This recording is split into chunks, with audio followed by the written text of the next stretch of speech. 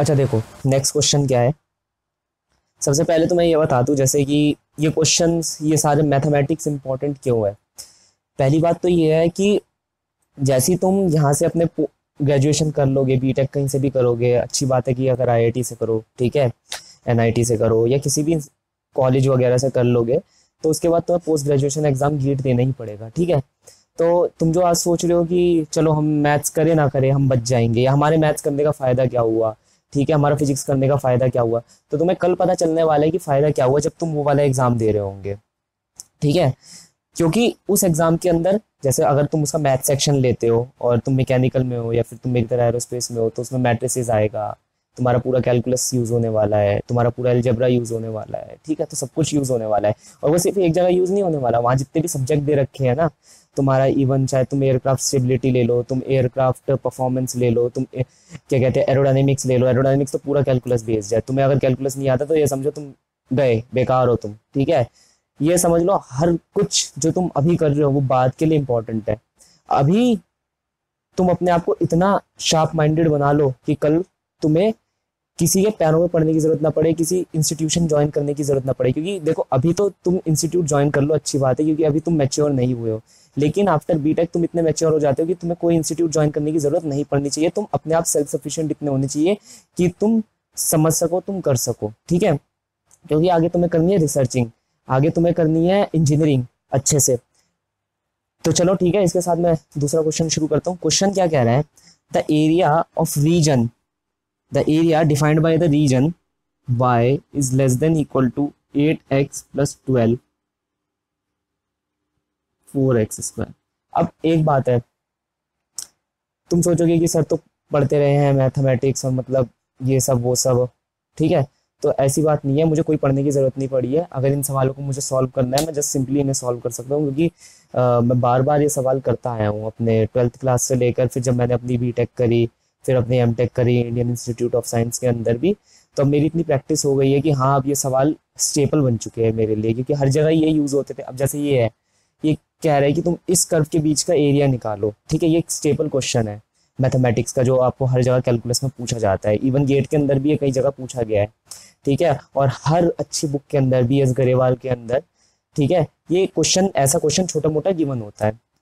Question क्या कह रहा है, क्वेश्चन को कैसे सॉल्व करेंगे, सबसे पहली बात है कंसेप्ट डिफाइन करो। इसका कंसेप्ट क्या है, वो चाहता है कि तुम इसके बीच का एरिया निकालो। इसके बीच का एरिया हम कैसे निकालते हैं, अगर हम किसी भी कर्व्स के इंटरसेक्शन ऑफ कर्व के बीच का एरिया निकाल रहे हैं, जैसे कैसे होता था, हमने एक सर्कल लिया, ठीक है, ये तुमने ले लिया, और एक स्क्वायर ले लिया, ये रहा तुम्हारा स्क्वायर, अगर तुम्हें याद होगा, ठीक है, अगर तुम्हें याद होगा तुम्हारी 10th क्लास या 9th क्लास में से, वो कहता था कि एक स्क्वायर और एक सर्कल किसी बच्चे ने ऐसे पुट कर दिए, ठीक है, उसके बाद उसने ये स्ट्रिप काट दी, ये जो सर्कल की स्ट्रिप है इस स्क्वायर में से काट दी, ये वाली स्ट्रिप काट दी, ये काट दी, तो रिमेनिंग एरिया जो बच रहा है वो कितना होगा। तो तुम ऑब्वियसली क्या करते थे, स्क्वायर में से ये जो सर्कल है उसका हाफ सेमी सर्कल काट दिया करते थे।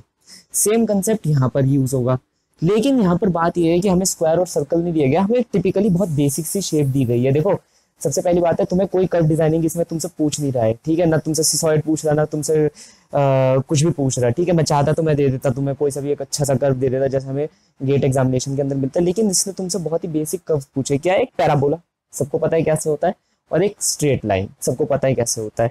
अगर तुम्हें नहीं पता ये कर्व कैसे डिजाइन करते हैं, कैसे खींचते हैं, तो देखो मैं तुम्हें एक आसान तरीका बता देता हूँ। y equal to 4x square है कि नहीं, x की पावर क्या है 2, कहने का मतलब है x इसके ऊपर स्क्वायर रूट चढ़ाएगा y के ऊपर, तो x की वैल्यू प्लस में भी होगी, x की वैल्यू माइनस में भी होगी, ठीक है। तो पैराबोला कैसे खींचेगा, ये रहा। अगर किसी चीज को प्रॉब्लम आती है ना कि हम कैसे करें पैराबोलास को कैसे खींचे, तो ये रहा तुम्हारा पैराबोला, ठीक है। अब बची y equal to 8x plus 12, 8x plus 12। किसी किसी को नहीं पता होता कि मतलब कैसे हम 8x प्लस 12 को मार्क करें, तो देखो मैं क्या करता हूं, मैं कोऑर्डिनेट सिस्टम ले लेता हूं।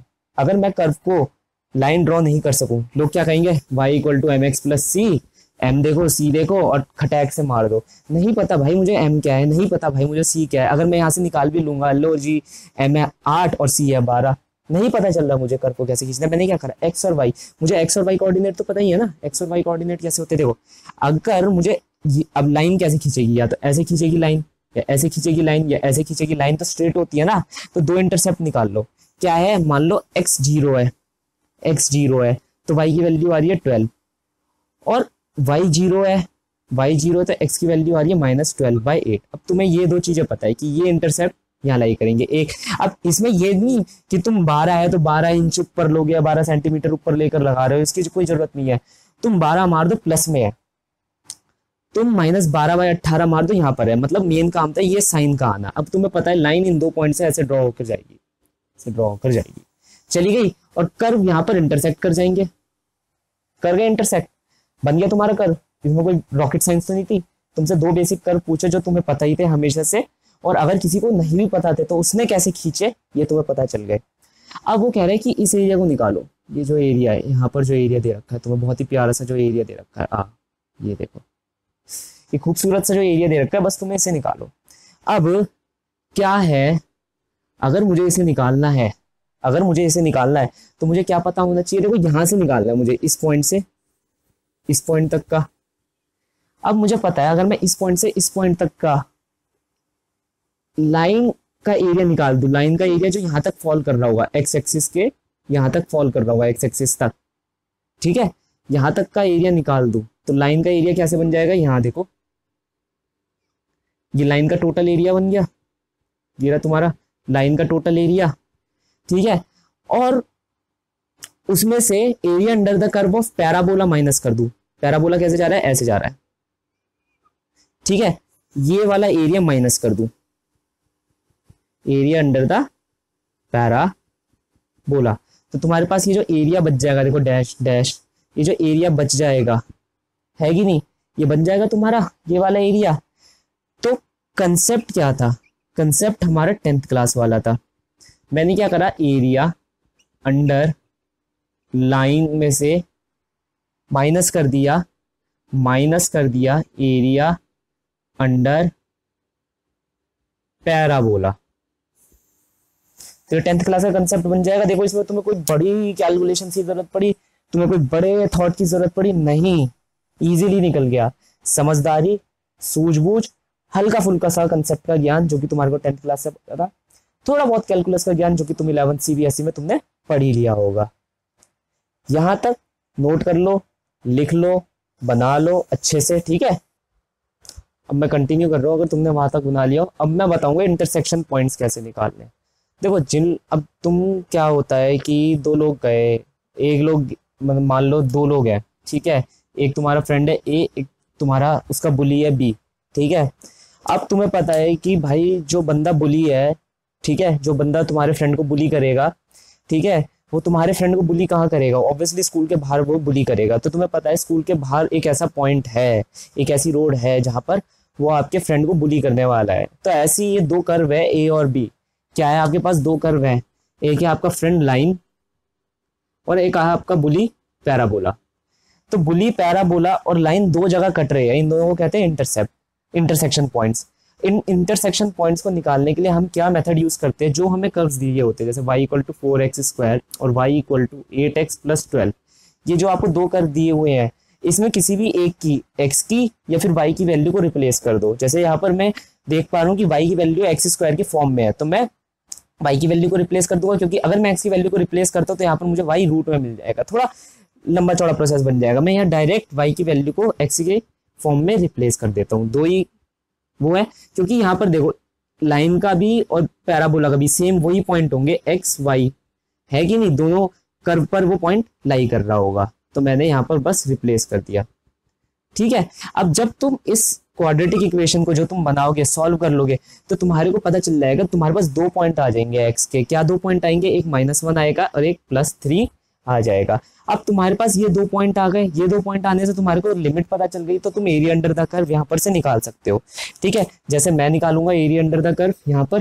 कैसे, पहले लाइन का -1 to 3 8x + 12, और अगर तुम्हें नहीं पता एरिया अंडर द कर्व क्या होता है, एरिया अंडर द कर्व होता है y of dx, limit 1 to limit 2, ये एरिया अंडर द कर्व होता है। अब मैं क्या करने वाला हूँ, इसका यूज करने वाला हूँ, limit 1 to limit 2 8x plus 12 dx minus 1 to 3 4 x square dx। Integration सबको आता है, नहीं आता मैं बताता हूँ।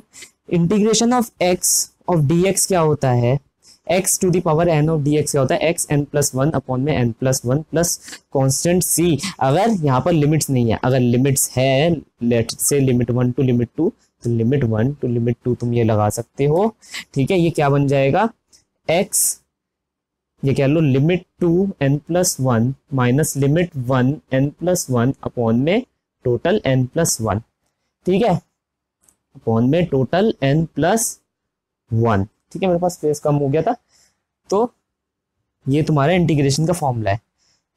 इससे ज्यादा कोई फॉर्मूला यहाँ पर लगने नहीं वाला। एक बार इस फॉर्मूले का यूज करते हुए यहाँ पर लगाते हुए, ठीक है, तुम आंसर निकालने की कोशिश करो, फिर मैं तुम्हें बताता हूँ आंसर क्या होगा। मीनवाइल जब तक तुम लोगों ने वीडियो पॉज करके वो लिखा होगा, मैंने यहाँ पर आंसर निकाल दिया है। कैसे इंटीग्रेट करा, 8x square by 2 plus 12x 4x cube by 3, ठीक है, x to the power n plus 1।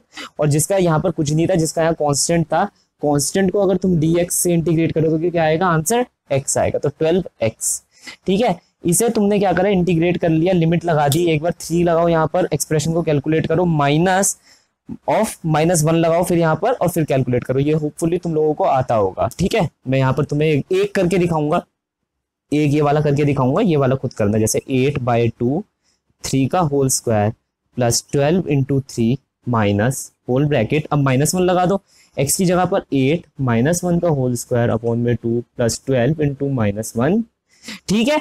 ये आंसर बन जाएगा, ये यहाँ लिख लेना। सिमिलरली इसका भी आंसर निकाल लेना और तुम्हारा 128/3 आंसर बन जाएगा। एक बार ऑप्शन में चेक कर लो, ठीक है, नीचे लिखो क्या ऑप्शन करेक्ट है या नहीं। मेरे होपफुली ऑप्शन मेरा करेक्ट होगा।